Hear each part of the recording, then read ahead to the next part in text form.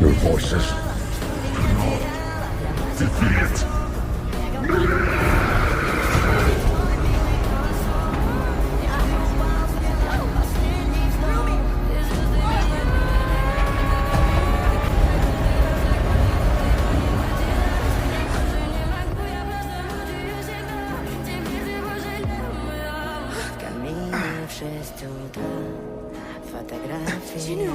No!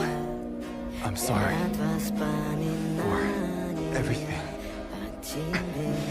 No! I wanted to set you free. You did. You gave me my soul back. And now,